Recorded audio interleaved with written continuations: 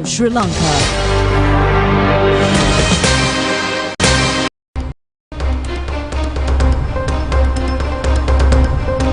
Hello there, good evening and welcome to the National News Broadcast. I'm Niket Karunaratna. A very good evening indeed. I'm Sharifa Tahir. Let's take a look at the headlines.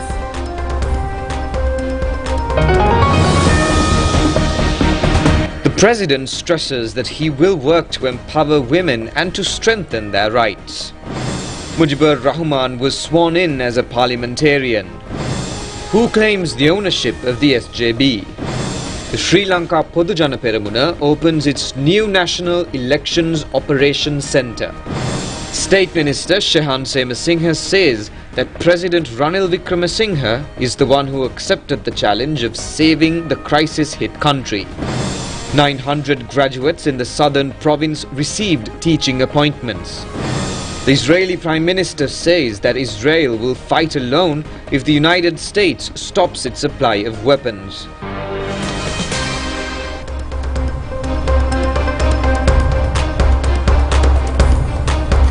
On to those and other stories in detail now. President Ranil Wickremesinghe emphasized his recognition of the challenges women face in safeguarding their families amidst the economic crisis. He highlighted the government's swift action by presenting 2 bills to the parliament aimed at empowering women during this initial phase of economic recovery.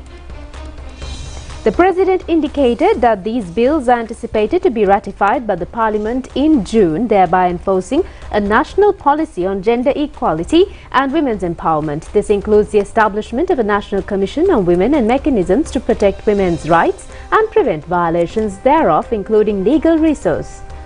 President Ranil Wickremesinghe made these remarks during his keynote address at the unveiling of 3 anti-violence global gestures, handprints against sexual violence targeting women and girls in public spaces, organized by DP Educator in Colombo today.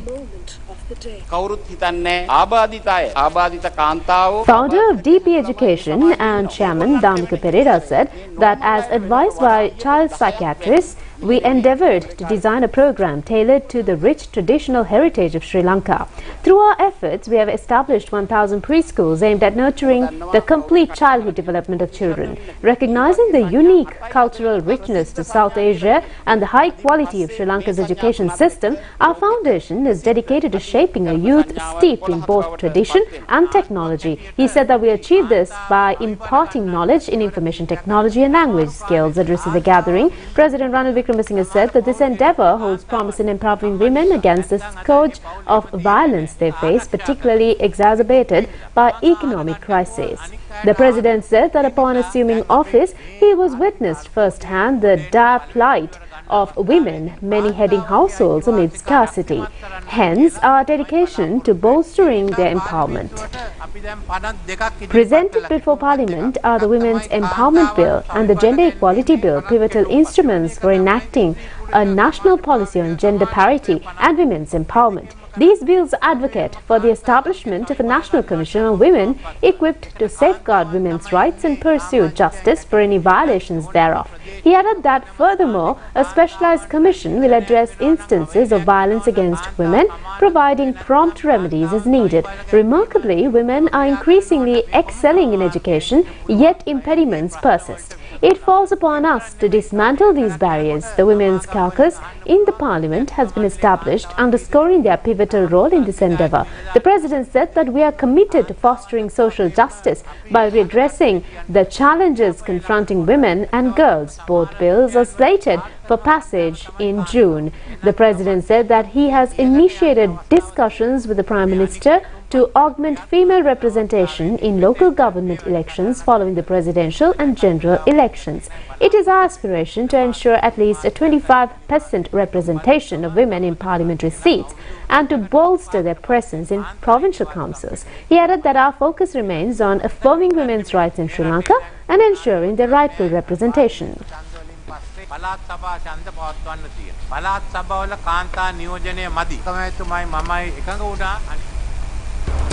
The Commissioner General of Examinations, Amit Jayasundara, says that no complaints have been received with regards to leaking of question papers of the GCE O-level examination so far.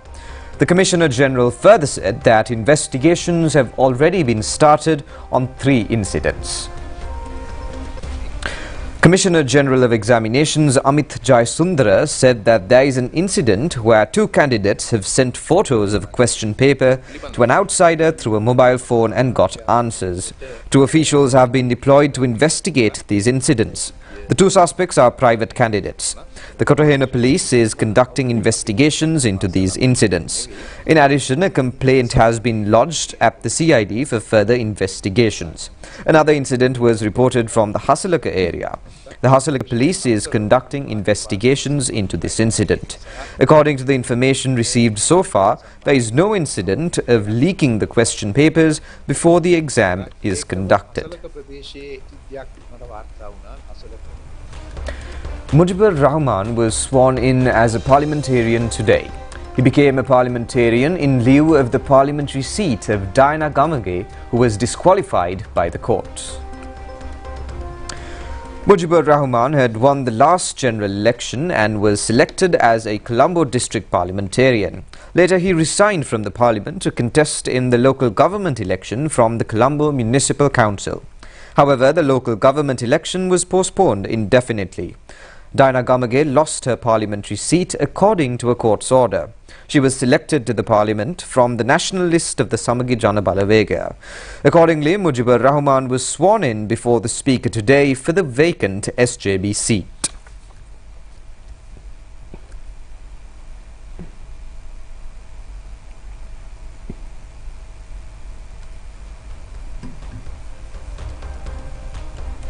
In the meantime, husband of Diana Gamage, Dr. Senaka De Silva, says that he has the legal rights of the Samagi Jana Balavega party. However, Madhuma Bandara says that no one has a legal right of this party.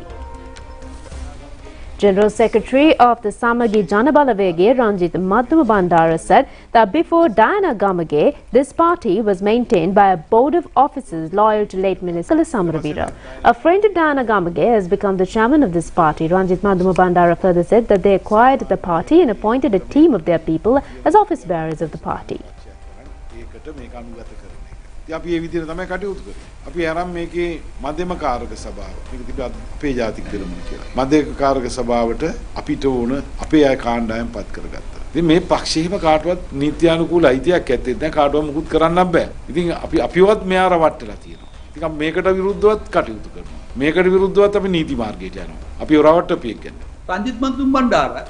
Husband of Diana Gamage, Dr. Senaka De Silva, said that both Ranjit Madara and Sajid Premadasa are still UNP members. Only Harsha De Silva has resigned from the UNP. Diana's husband said that legal actions will be taken against Ranjit Madara and others to cancel their party portfolios. He added that there is a risk of cancelling their nominations in the previous general election.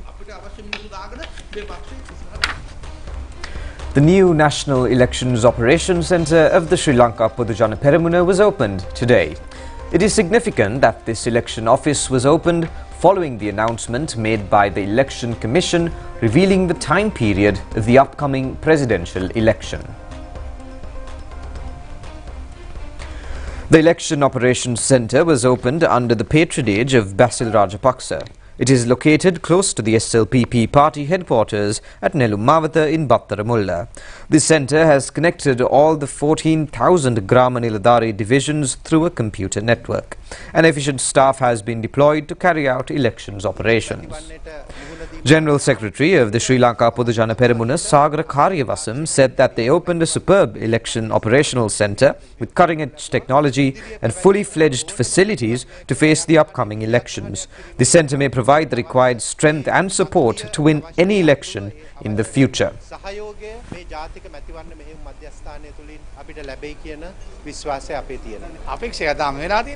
Parliamentarian Johnston Fernando said that there is ample time to name the party's candidate. The Podujana Peramuna will decide the candidate at a suitable time.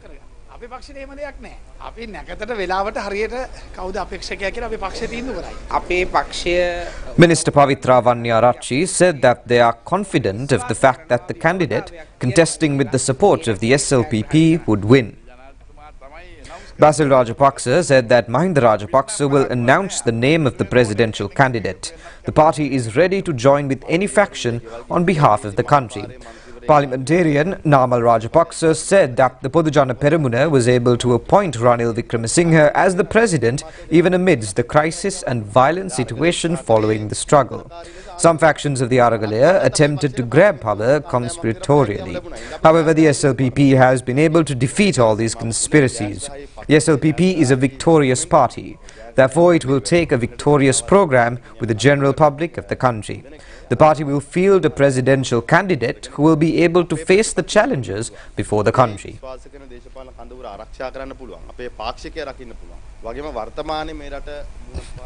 State Minister Shan says that although the opposition politicians are boasting on their abilities, only President Ranil Wickremesinghe accepted the challenge of rebuilding the country at the time of crisis 2 years ago. He made these remarks at a media briefing held in Colombo today over the current economic situation and the challenges faced during the past 2 years. 2 years ago, some elements had gathered at the Golfers Green and staged their protest against the then government. At that time, some opposition politicians were also subjected to strong protest when they arrived at the Golfers area. Even the opposition leader Sajith Premadasa was chased away by the protesters.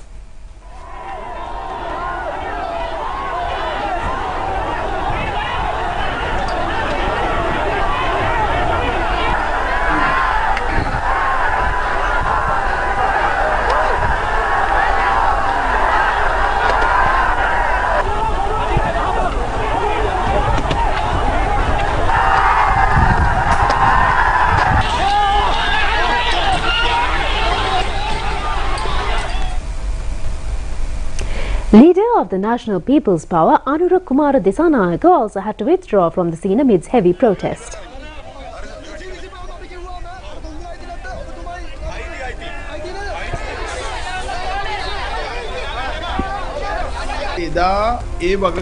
State Minister Shan said that the opposition leaders shirked their responsibilities at that moment. Now that they criticize the government, once it has revitalized the economy, the opposition leader says that the economy has been shrunk. Opposition is only attempting to gain political mileage without supporting the country to overcome the economic crisis.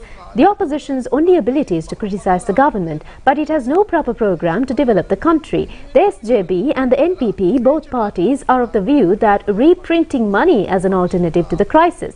The government has achieved short-term victories at present and targets to achieve a 15% growth of state income and to provide more relief to the general public.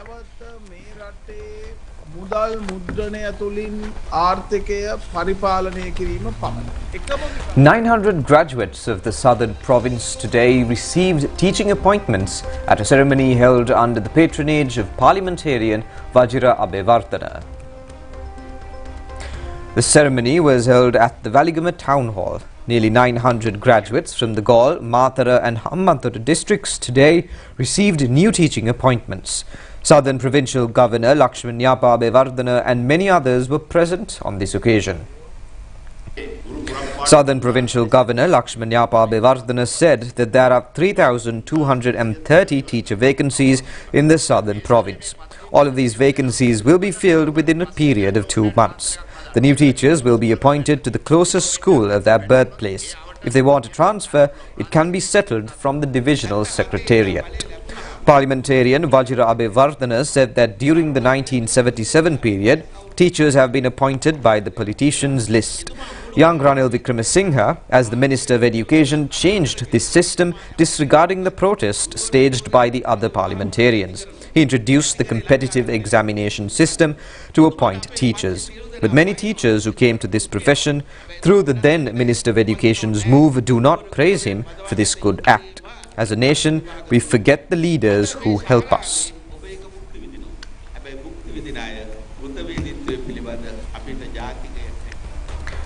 Now, the Malika Khanda Magistrate ordered the CID to conduct investigations immediately over the statement made by former President Maithripala Sirisena regarding the Easter Sunday attacks. Shah was ordered to take necessary actions if there is a possibility of criminal offence. She issued this order today when a complaint regarding the Maithripala Sirisena's statement was re-summoned before courts. The CID presented a report to the courts on the progress of the relevant investigations. The CID said that it seems there is contradiction in his statement in comparison to the CCTV footage. The CID therefore requested more time to investigate further. The CID informed the courts that the complaints lodged by the parliamentarian Kavinda Jayawardena and the citizens of Jana Aragala movement are also being investigated in line with the current investigations. Attorney at law Ranjit Madara appeared for parliamentarian Kavinda Jayawardena. He requests the courts that if Maithripala Sirisena is hiding the facts misleading the courts, an investigation into this matter should be conducted immediately. The case will be resummoned on the 26th of July. Parliamentarian Kavinda Jayawardena said that Maithripala Sirisena is deliberately lying through this statement. He hides the facts regarding the mastermind of the Easter Sunday attacks. He was the executive president and the commander-in-chief during the Easter Sunday attacks. As the head of the security and intelligence forces, he had received information regarding the attacks in advance. However, he did not reveal these facts and failed to prevent the attacks. He has been proven guilty in this connection and now paying fines at present. If he knows the mastermind of these attacks, he should reveal them before the courts. State Minister Kanaka Herath says that the Digon Global Investment 2024 will help to attract more foreign investments to the island. He made these remarks at a media briefing today held at the President's Media Centre. This Digon Global Investment Forum has been organised in line with the Digon 2023 project. The forum is slated to be held in Colombo on the 25th of June under the patronage of President Ranil Wickremesinghe. The aim of this project is to create a digital economic background within Sri Lanka. This will provide opportunities for international communities to invest in Sri Lanka. State Minister Kanaka Herath further said that this will also provide more opportunities for the skilled and talented youth in the country. State Minister Kanaka Herath said that the government hopes to expose Sri Lanka to the international arena through this forum this year. This will also provide opportunities for specially talented youths in the island. The State Minister further said that the country's economy has become stable under the leadership of the President. The inflation has considerably decreased.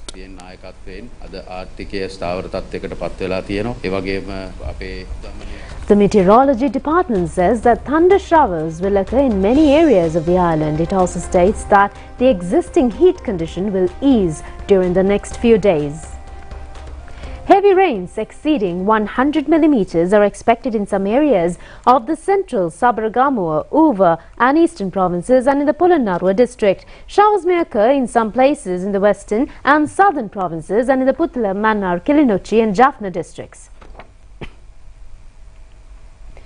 Director of the Meteorology Department, Atula Karunanayaka, said that showers of thunder showers may occur in many provinces during the latter part of the day and in the night. In addition, rain up to 75 millimeters may occur in the central, north central, Uva and eastern provinces and in the Polonnaruwa district as well. Temporary localized strong winds may also occur during the showers. Now here are a few more local news items in brief. The Supreme Court ordered today to summon the petition filed by former State Minister Diana Gamage requesting the decision to dismiss the decision taken to oust her from her SJB on the 28th of this month. President's Counsel Faisal Mustafa, appearing for Diana Gamage, requested the court to grant a date to inform the decision with regard to the petition. Leader of the SJB, Sajith Premadasa, General Secretary Ranjit Madara and several others have been named as the respondents of this petition. The motorcycle that was used in the shooting of a person at Lokanwatta area in Ahungalla Police Division on the 8th of this month has been found from the Banwalduwa Suduwalipota area today. Police said the motorcycle is totally torched. Two gunmen travelling from this motorcycle shot at a 54-year-old person named Kirti Sena Abru, the father of the underworld gang member Ahungalla Baba. The shooting was recorded in a CCTV camera of a nearby house. The Indian government has granted a sum of 600 million rupees to develop the Manor Hospital. This grant has been made in response to a request made by the Northern Province Governor P.S.M. Charles. The Ministry of Defence has set up a special division to gather information regarding the human smuggling to send retired members of armed forces of Sri Lanka for the Russia-Ukraine war. Accordingly, the Defence Secretary requests the relevant families to inform the Ministry regarding the dates of departure and the individuals and institutions that are involved in sending them abroad. These information can be sent through the hotline 0112 441 146. The Defence Secretary also requests the public to send information of the individuals connected to human smuggling. Alright, so now we're going to deviate a little bit from local news updates to something quite interesting. So I have a question for you, Niket. Yes. So, what do you think about pandas? So, when I think of pandas, I think of cute giant fluff balls. Alright, speaking of cute giant fluff balls, what would you feel like when you see a panda wagging its tail? I don't think I've ever heard of panda wagging a tail.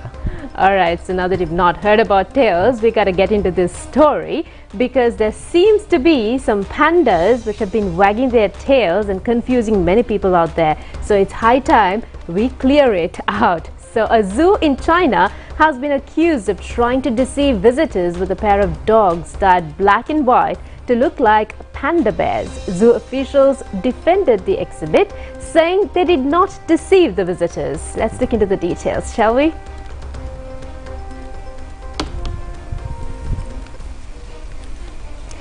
Videos circulating on Chinese social media show the two panda dogs in an exhibit at Taizhou Zoo in the eastern province of Jiangsu that opened on the 1st of May. Though the animals are patterned to look like pandas, they are endemic to China and an international symbol of the country. Their wagging tails give them away.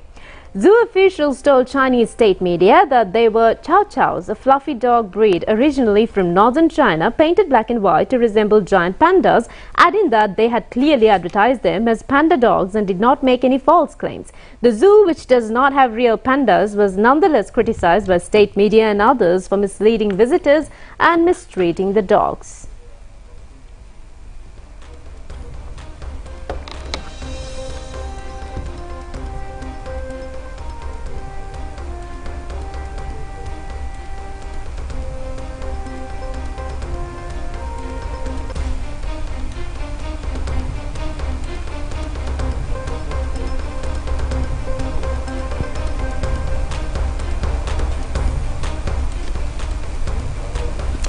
Distinguished journalist and veteran cinema writer A.D. Ranjitkumara passed away. He was 77 years at the time of his demise. A.D. Ranjitkumara also served in several art newspapers including Sarasavia and Sarasi as an editor. He has been coordinating the Sarasavia and Sumati Film Awards for many years as the chief coordinator of the event. His remains will be placed at the Mahinda Florist in Mount Lavinia from 8 a.m. tomorrow. Later, the remains will be handed over to the Kottalavala Defence Medical Faculty. Spiritual father of believers Eastern Church, His Holiness Moran Mo Athanasius Johann I, departed to eternal glory on the 8th of this month in Texas, USA. The Reverend Father has made an enormous contribution to Sri Lanka and the whole world. He has extended his invaluable support to the country at almost all natural disasters which occurred in the recent past. Tsunami tragedy in 2004 and the flood disaster in the southern province in 2017 are remarkable in this endeavour. Father Moran Moore has also helped us to face the recent economic crisis successfully. His demise is definitely an irreparable loss to Sri Lanka. He has also initiated a project of planting 1,000 saplings including sandalwood plants island-wide. Meanwhile, issuing a condolence message, President Ranil Wickremesinghe conveyed his deepest condolences to spiritual father on his departing to glory and eternal rest. His Holiness will be forever remembered with deep admiration and respect. That's it on local news updates. We'll be back with news overseas.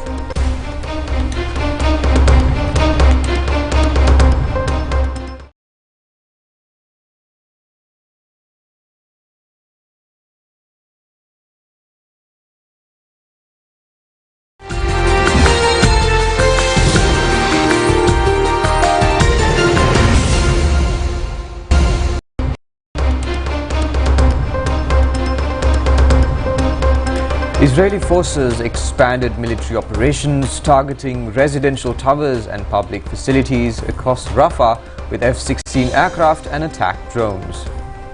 According to the United Nations Relief and Works Agency for Palestine refugees, some 110,000 Palestinians fled Rafah since Israel began advancing troops towards the east of Rafah and intensifying attacks on the city on Monday. Today's planned vote at the United Nations General Assembly on a resolution to grant Palestine new rights and privileges was evident that Palestinians were gaining ground in the eyes of the world. Israel's Security Cabinet approved the expansion of the area of operation of the Israeli forces in Rafah. The United States President Joe Biden said that the United States was still committed to Israel's defense.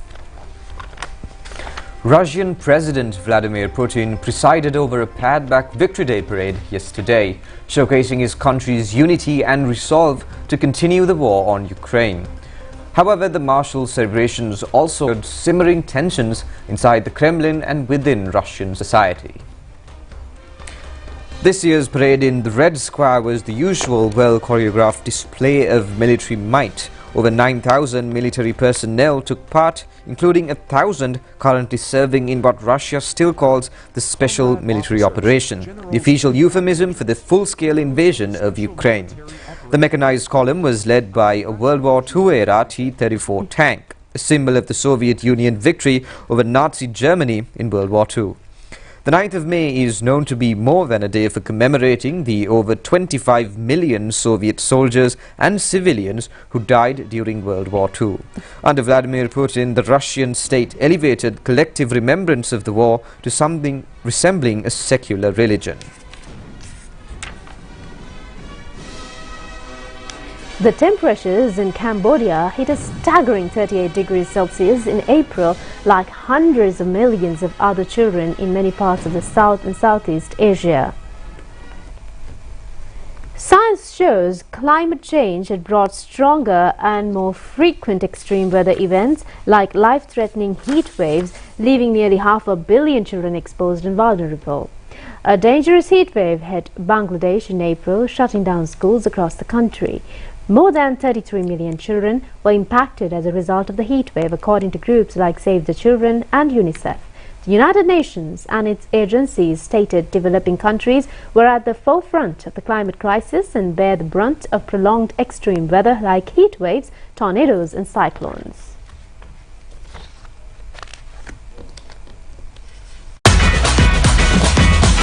Prima Kutumi, Fantamai.